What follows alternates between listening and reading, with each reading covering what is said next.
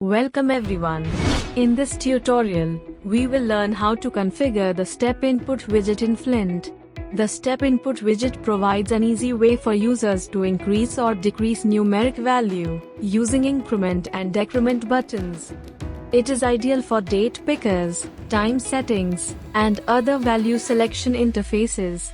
In this example, we will configure the Step Input widget to select the day, month, and year values on a date settings screen.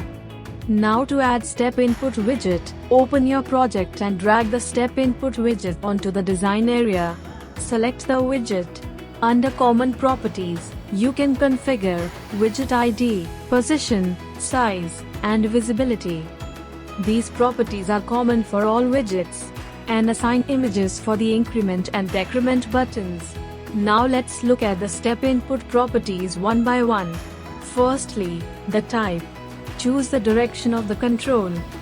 For example, top-bottom displays the increment button at the top and the decrement button at the bottom. Decimal places. Use decimal places when you want to display decimal values. Max digits allowed. This property limits how many digits can be displayed. For example, if the value can be up to 9999, set the maximum digits to 4.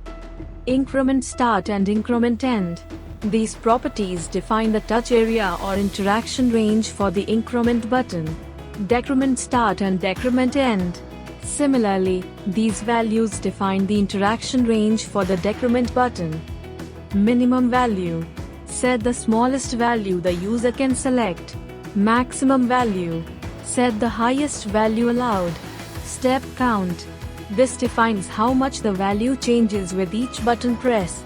A step count of 1 increases or decreases the value by 1.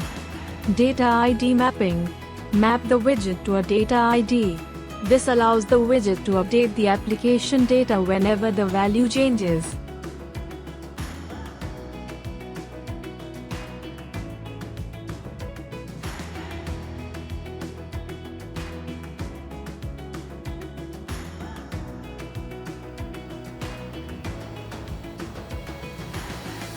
And finally export and run the project.